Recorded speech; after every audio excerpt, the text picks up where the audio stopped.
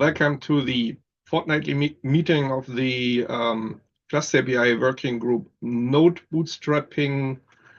We are a sub-project of ClusterAPI, which is a CNCF project, and as such, we adhere to the CNCF code of conduct. Basically, be nice to each other, don't talk over each other, which will be hard because it's a small loop.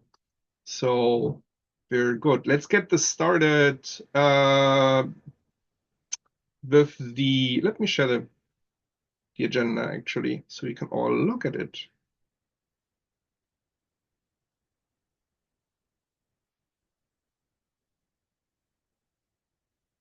Okay, here we go. There's our agenda. So in the check-in, we just take a look at the open to-dos and check if anything was done, completed. First was the Kubevert deployment PR. Johanna, do we have any updates on that? Yeah, I've been addressing more feedback. Looks like a last round of feedback, hopefully not merged yet, but getting really near merging as far as I can tell. So yeah. Awesome. Thanks for keeping the iterations there. And then you had a few questions last time and you wanted to align with some of the core contributors. Did this work out? Did this come to fruition? Yeah, so I haven't really followed up on that. The thing is, this is none of the points that I raised last time are really blockers for me right now. I've Okay. been kind of slow with working on the new repository, just because I'm also working on some internal stuff. Yeah. So I've been multitasking a lot. Yeah, I'm still struggling to get the skeleton that we created in the new repository to resemble something like CABPK with whatever we already have in the feature branch in CABPK. So that's where I'm at. Yeah, we'll at some point we'll get to a point where we have to decide stuff like at some point we'll get to more concrete questions. Like, is it okay the amount of copy paste that we did in main.go, etc. But right now, I'm just worried about getting things to compile, getting things to run, because there is a lot of things other than Go files that need to be either copied to the new repository or referenced somehow from the old repository. Things like manifests and then OpenAPI, what's it called? The YAML files, the other YAML files, this kind of stuff. So yeah, I'm not too worried about doing things right, like correctly right now. I want to have something and then we can iterate on it, reason about it, etc. So yeah, the questions are still valid, but they're not blockers. Awesome. We can go through them if that makes sense. But No, it's fine. Yeah, I yeah, mean, if you want to, if you want to have Matt's feedback, absolutely. I just wanted to say that we have them all in the meeting minutes, so we can go back yep, in time at any point, and float them by maybe the Slack of the core maintainers. Yeah, yeah. sure. Why don't we dive into the implementation? What do you mean? What Just specifically? if you like to discuss anything with Matt, if you need help. Oh, okay, gotcha. Let me see specifically what I asked last time. Yeah, so I guess the first question was about main.go. I copied all of main.go from CABPK to the new repository. My goal right now is to reference a feature branch of CoreCAPI from the new ignition flavored CABPK, and then figure out what's broken, for example, internal imports, and then in a feature branch in CoreCAPI, do the modifications that we need so that we can import most or basically all of the logic of CABPK into the new repository, minus the part that says, yes, but do that using ignition. So this is where I'm at. And then the question is, the specific question was, can we avoid copying main.go? I think the answer is no, but I'm happy to hear your opinion, Matt. Maybe there is something that I missed. I mean, The, I'm yeah, not that much more. I'm probably less informed on the overall code than you are, and I haven't looked at what you've done. But, I would say what you're doing is obviously the right way to do it. Just get things working, and then we can try and make it more DRY later. And it sounds pretty tricky, what you're talking about, but I can't think of an easier way. Basically having duplicate code for a certain amount of time, and then having to modify upstream CAPI in order to share the code yeah. better seems like where we'll end up. But it's kind of a balancing act in the interim. And the thing I worry about is maybe that makes the CAPI PR harder to merge because effectively it's a kind of a dependency on this other project over here. I guess it would still all be in a feature branch, right? So we'd be okay for uh, moving forward that way. Yeah, so I mean, we're immediately hitting one of the main problems with breaking out to a new repository because we have to have a version lockstep between the two repos right now, right? Because um, I what I did was I added a replace clause in go.mod in the new repository that says whenever there is core copy, replace that with a local directory on my hard drive, right? Because Yeah.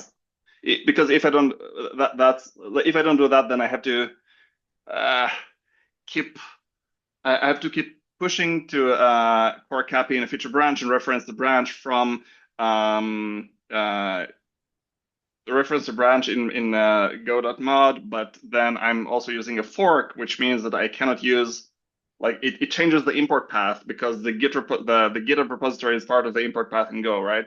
The repo. Yeah. So anyway, I just found it easier I to do it like that. Hmm? yeah, I totally know what you're talking about. I've almost never been able to get that working when I wanted to point Yeah. to and I end up using a local directory for the Go code, at least to get Yeah, things so started. I added a very loud to do that says this is only like don't merge that. This is only during development. And yeah, what do I want to say? I mean, the good news is that last time I touched it, it was a couple of days ago. As I said, I'm working on other stuff in parallel, but I could get things to compile. The moment I finished copying main.go, I did it like chunk by chunk in order to see that things make sense. And I got a point where I suspect that I had vanilla CABPK working in the new repo. Because apparently, when you import main.go, and you spawn the like controllers and the reconcilers and everything there, and you wire everything there, then basically all of the rest is just normal CABPK, right? And this is before the changes. I'm just trying to get CABPK to work in the new repo, basically. And I Hmm. think I got that working, unless I missed something very obvious and I was not even running the code in the new repo or something like that. But I don't think that that was the case.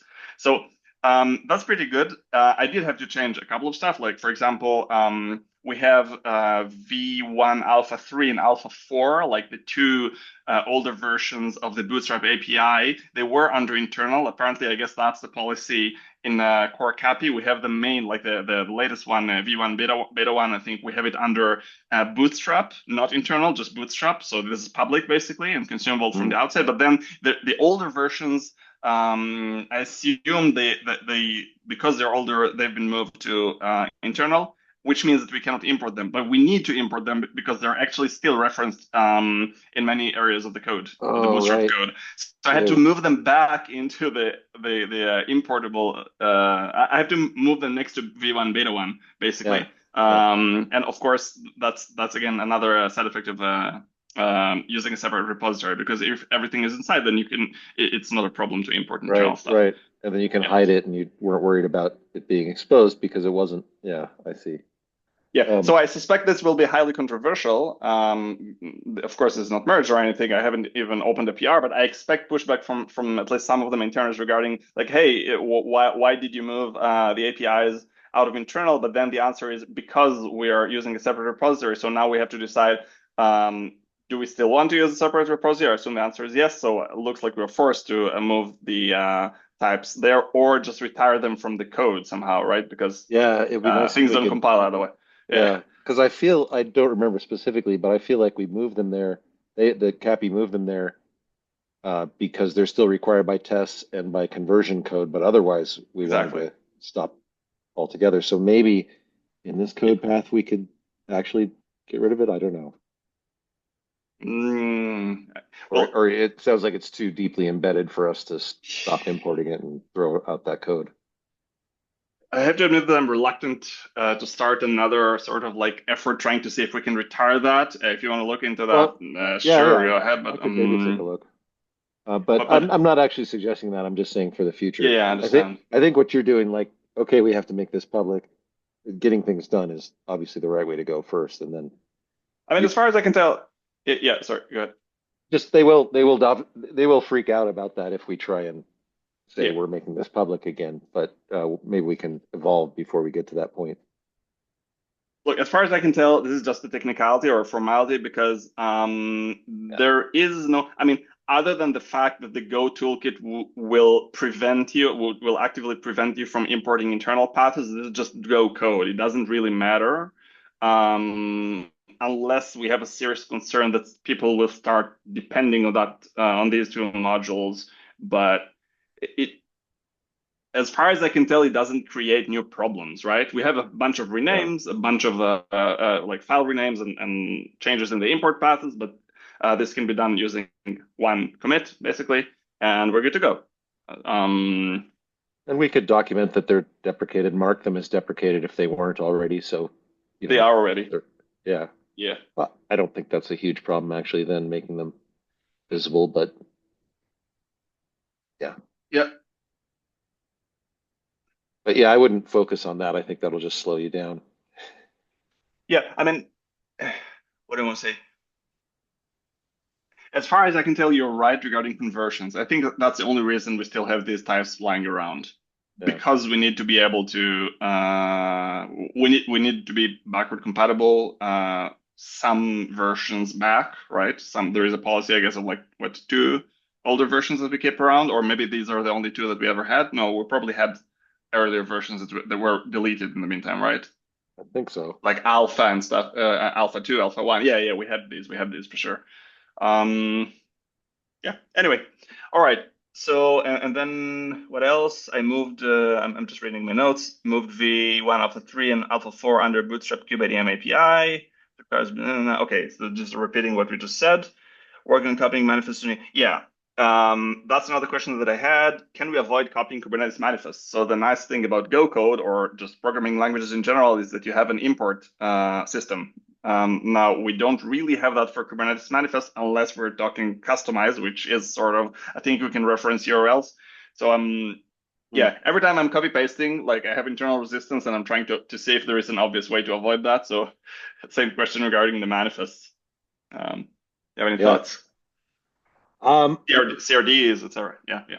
yeah, I don't really know. That's a great question. And I mean, we have a lot of scripts that just curl files from upstream Cappy and reuse them, which is kind of fragile and lame, and it's not really importing either. So Right.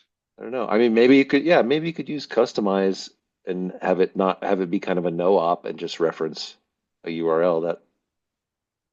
That's kind of strange, but it might accomplish sort of inheritance or Hmm.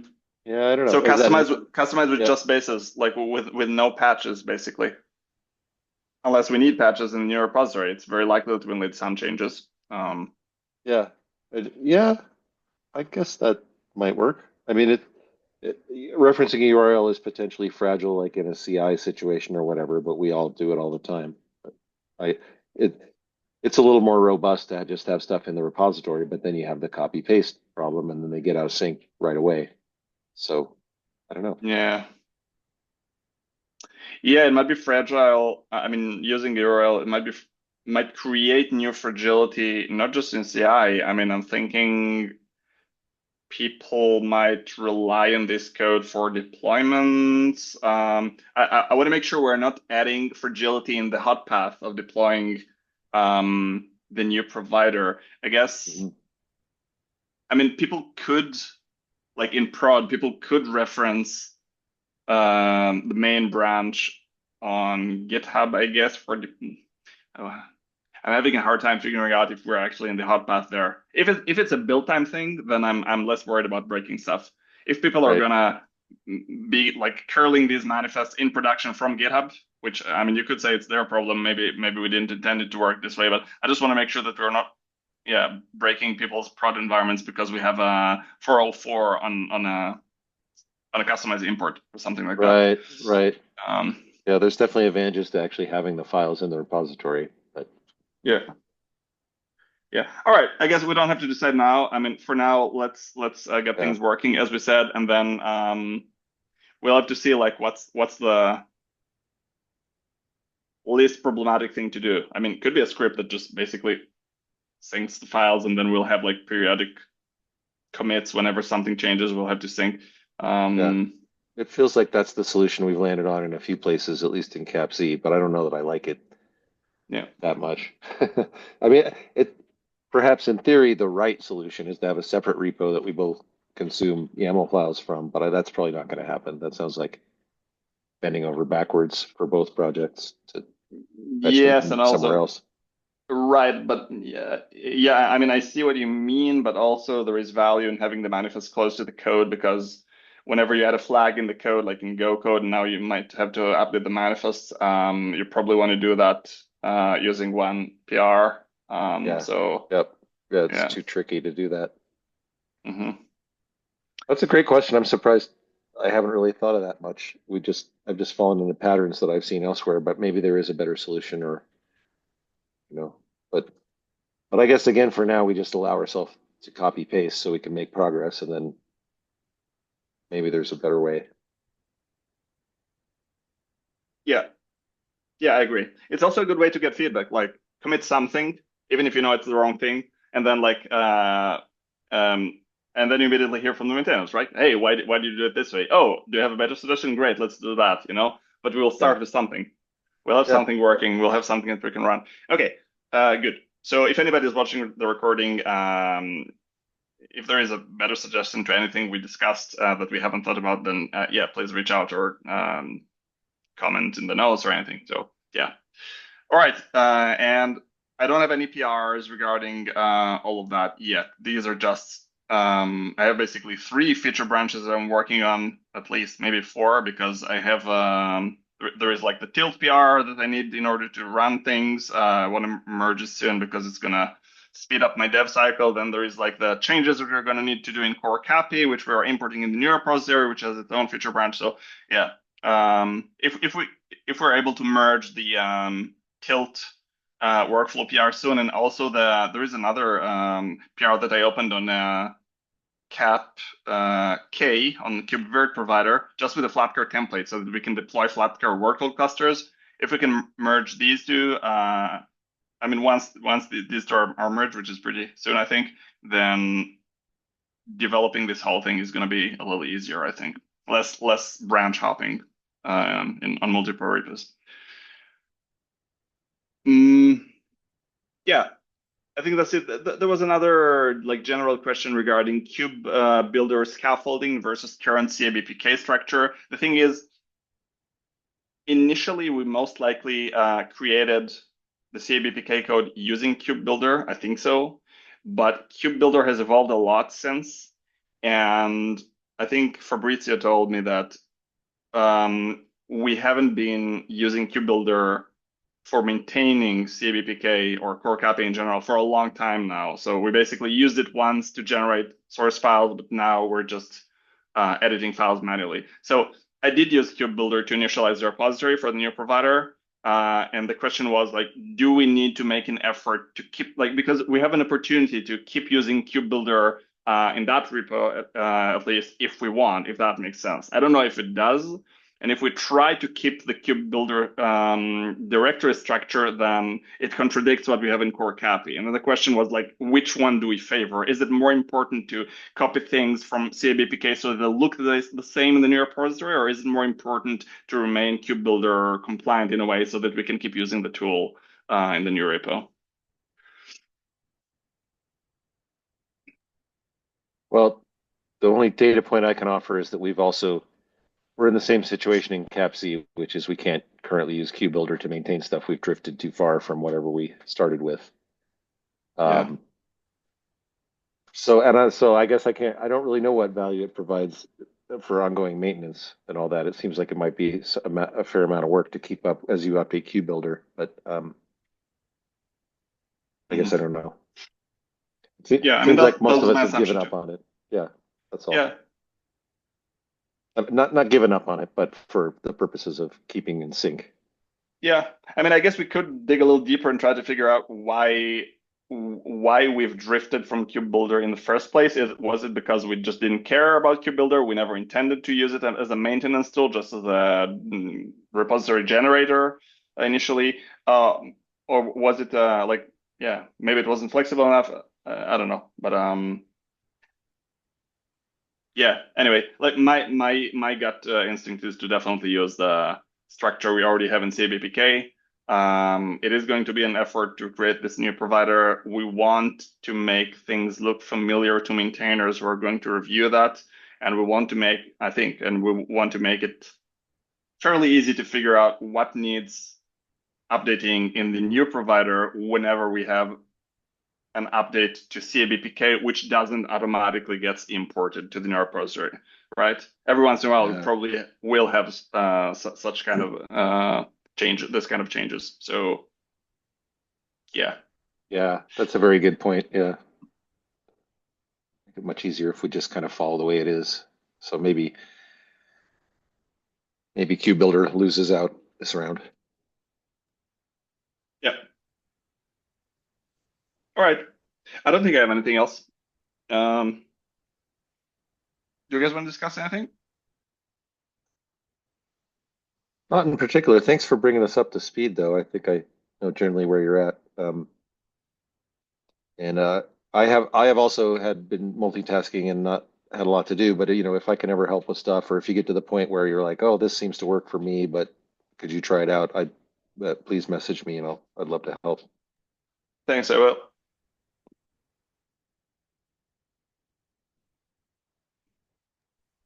All right, Tilo, anything for you?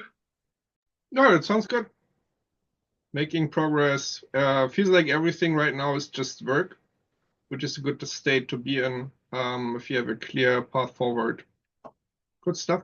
Thanks, folks. Yep. All right. So if I hit any questions that are blocking me on the way to getting something working using the new repository, I will just ping people and be a little louder than I've been so far. And yeah, and as I said before, if anybody is listening to the recording and has some answers or some additional opinions regarding anything we discussed here, then please reach out. All right, I guess that's it for today. Awesome. Thanks, folks. No new to-dos, so we can check that off quite swiftly. Thanks a lot.